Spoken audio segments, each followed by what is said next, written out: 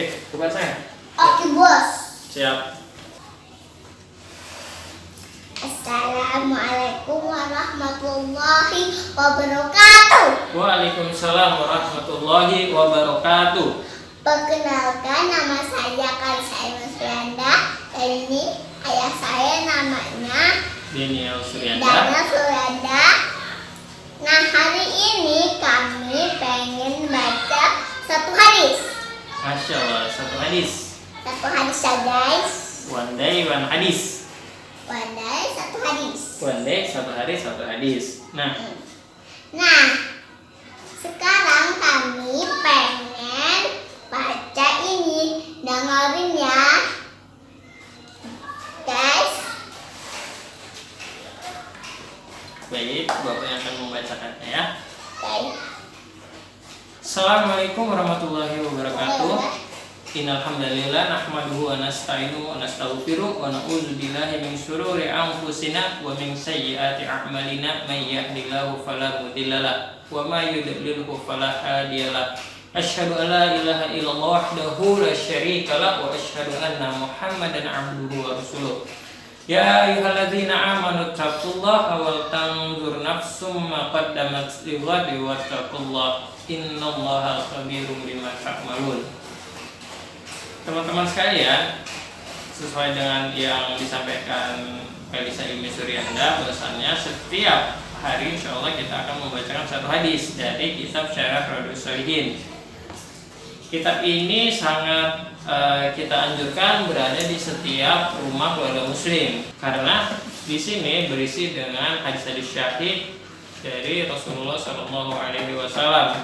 Bagaimana kita mengenal lebih dekat sosok Rasulullah SAW lewat hadis-hadis yang syahih yang berada di kitab ini.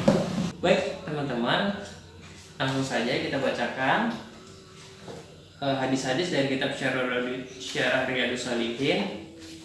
Yang kali ini pada bab pertama, ikhlas menghadirkan niat dalam setiap perbuatan dan ucapan. Hadis yang akan kita bacakan adalah hadis nomor 1, yang artinya dari Amirul Mukminin Abu Hafs Umar bin Al-Khattab bin Nufail bin Abdul Uzza bin Riyad bin Abdillah bin Qur bin Rajah bin Adi bin Ka'ab bin Lu'ay bin Khalid Al-Quraisyi Al-Adawi radhiyallahu anhu.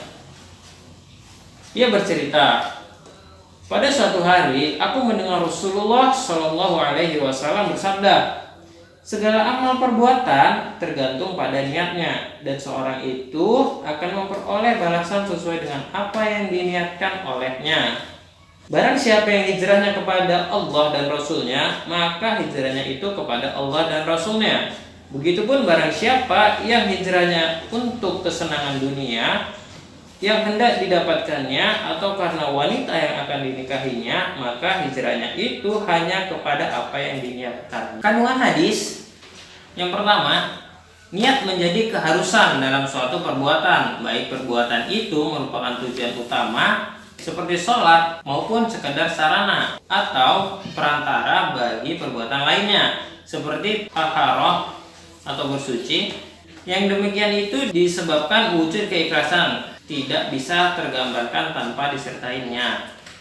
Penulis sendiri tidak mendapati perbedaan pendapat di antara kalangan ulama mengenai persyaratan niat, terkecuali pada perbuatan yang sifatnya sekadar sarana atau prasarana. Adapun mengenai persyaratan niat pada perbuatan yang menjadi maksud dan tujuan utama, mereka satu kata atau sepakat. Perbedaan pendapat juga terjadi pada penyertaan niat pada awal perbuatan.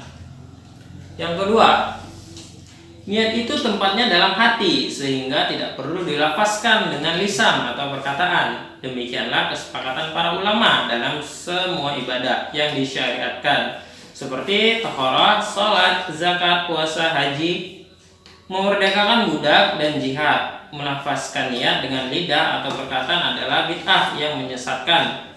Maka sungguh keliru orang yang beranggapan boleh melafazkan niat dalam ibadah haji, sedangkan dalam ibadah yang lainnya tidak diperbolehkan. Kekeliruan ini dikarenakan orang itu tidak memahami perbedaan antara talbiyah dan niat.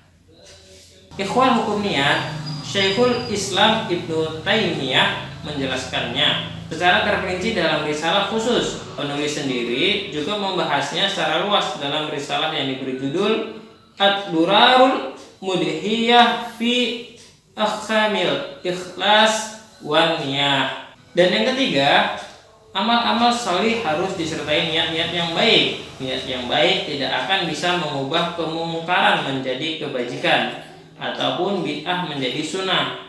Banyak orang yang mengharapkan kebaikan tetapi tidak pernah menggapainya karena melupakannya.